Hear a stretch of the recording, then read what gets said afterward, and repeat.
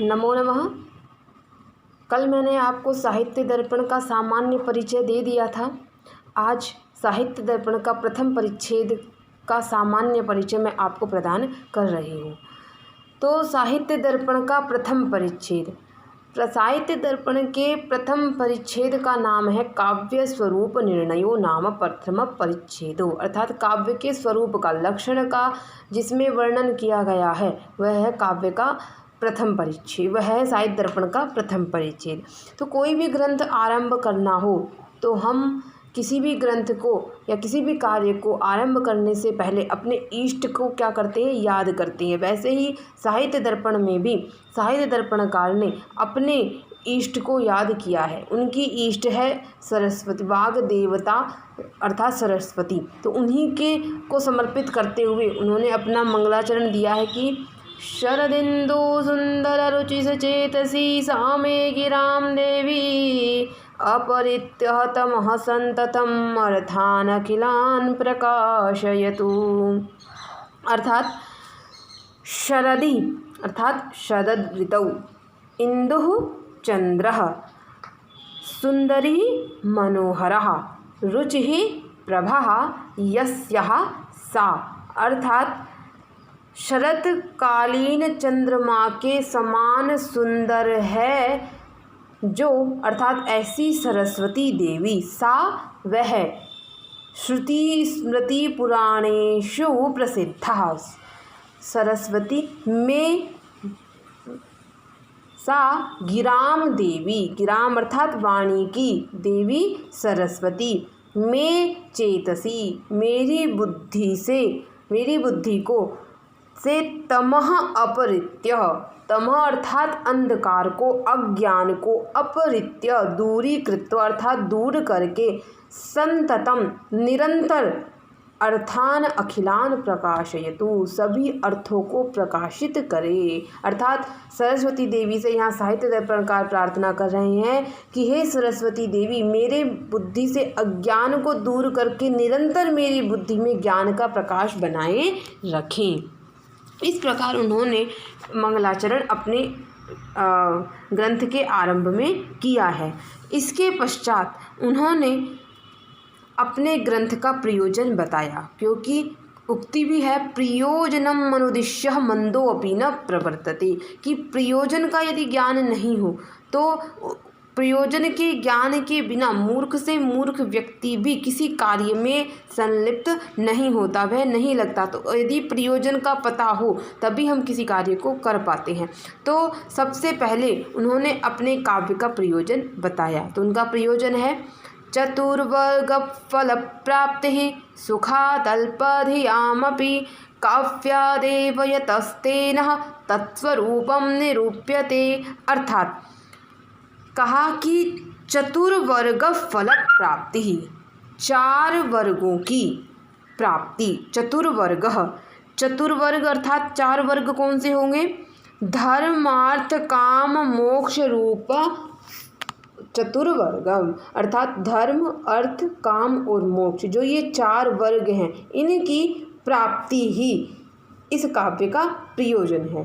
तो फिर कहा कि जो ये धर्म अर्थ काम मोक्ष हैं, इन चारों की प्राप्ति तो वेद इत्यादि को पढ़ने से भी हो सकती है, तो लोग उनको पढ़कर कर लेंगे। आपके ग्रंथ को पढ़ने से के कोई विशेष कारण क्या होगा? तो वो कहते हैं कि जो वेद इत्यादि हैं उनको तो पढ़ेंगे तीक्ष्ण बुद्धि वाले, तीव्र बुद्धि वाले ही, क्योंकि उनका पाठ करना क्या है, कठिन है। तो यहाँ उन्होंने इसीलिए कहा कि चतुर्वर्ग फल प्राप्ति, जो इन चार वर्गों की प्राप्ति है वह सुखात सुखपूर्वक अल्पधियामपि, जो अल्पधीय व्यक्ति हैं, जो मंद बुद्धि व्यक्ति हैं, वो भी इन काव्यों को पढ़कर सहजता से चतुर्वर्गों की प्राप्ति कर ले। इसलिए इन ग्रंथों की, काव्यों की रचना की जा रही है कि चतुर्वर्ग की प्राप्ति निम्न उस तीव्र बुद्धि वालों के लिए ही ना हो, अपितु सभी व्यक्तियों के लिए हो सके, उसके लिए इनकी काव्यों की रचना की जा रही है। तो उसी के लिए कह रहे हैं कि मैं उनकी रचना करने जा रहा हूँ। और आगे कहते हैं चतुर्वर्ग फल प्राप्ति ही काव्यतः रामादिवत वर्तितव्यम न रावणादिवत इत्यादि कृत्याकृत्य प्रवृत्ति निवृत्ति उपदेश द्वारेण सुप्रतीति। वह कह रहे हैं कि काव्य क्या देता है, उपदेश देता है। तो उपदेश का लक्षण कर रहे हैं कि सत्कार्येषु प्रवृत्ति ही असत्कार्येषु निवृत्ति। सत्कार्यों में लगाना और असत कार्यों से हटाना ही उपदेश कहलाता है। तो उपदेश कहाँ से प्राप्त होगा, तो कह रहे हैं कि काव्यादि, वह काव्य से ही हमें इस प्रकार का उपदेश प्राप्त होगा कि रामादिवत वर्तितव्यम, कि राम के समान आचरण करना चाहिए, न तो रावणादिवत, रावण आदि के समान आचरण करना नहीं चाहिए। इस प्रकार उन्होंने अपना यह प्रयोजन इस प्रथम परिच्छेद में बताया। इसके बाद प्रयोजन को बताने के बाद इन्होंने क्या दिया, प्रयोजन को बताने के पश्चात इन्होंने अपने इस प्रयोजन को बताने के बाद में इन्होंने अपने काव्य का लक्षण प्रतिपादित किया। इनके काव्य का लक्षण क्या है, तो साहित्य दर्पणकार के काव्य का लक्षण है वाक्यम रसात्मकम काव्यम। वाक्यम रसात्मकम काव्यम अर्थात रसात्मकम वाक्यमेव काव्यम भवति, अर्थात रस आत्मकीम, अर्थात रस है जिसकी आत्मा, ऐसा वाक्य ही, अर्थात रस युक्त वाक्य ही काव्य होता है, अन्य कोई वाक्य काव्य नहीं होता था। जिस वाक्य से आपको रस की प्राप्ति हो जाए, आनंद की प्राप्ति हो, वही वाक्य काव्य होगा। अन्य किसी वाक्य को इन्होंने काव्य के रूप में स्वीकार नहीं किया है। तो इन्होंने अपने काव्य का उदाहरण दिया है, शून्यं वासगृहं विलोक्य शयनात् उत्थाय किञ्चिच्चनैः निद्राव्याजमुपागतस्य शयसुचिरं निर्वर्ण्यपत्युर्मुखं विश्रब्दं परिचुम्ब्य जातपुलकां मालोक्य गण्डस्थलीं लज्जानम्रमुखी प्रियेण हसता बालाचिरं चुम्बिता। यहाँ इसको इन्होंने रसात्मक वाक्य को काव्य के रूप में स्वीकार करने पर अपनी काव्य का इन्होंने उदाहरण रूप में प्रस्तुत किया है। और यह उदाहरण जो है वह इसमें श्रमभोग जो श्रृंगार है उसका वर्णन इसमें किया गया है। इसके बाद इन्होंने दोष का लक्षण दिया। दोष का क्या लक्षण किया, कहा दोषः तस्यापकर्षकः, अर्थात तस्य अपकर्षकः दोषः।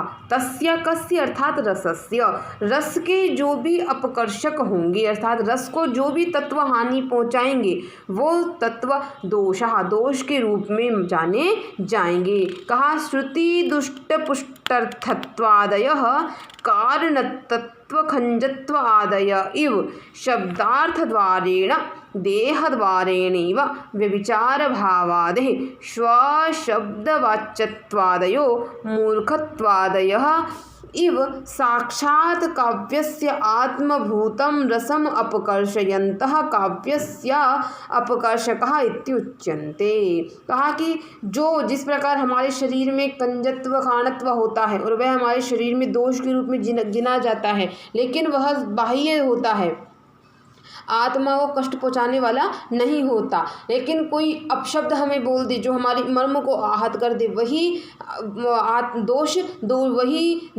कहलाता है। वैसे ही यदि शब्द में कुछ दोष दिखाई दे रहा हो लेकिन अर्थ की या रस की प्राप्ति हो रही हो तो वह दोष नहीं माना जाएगा।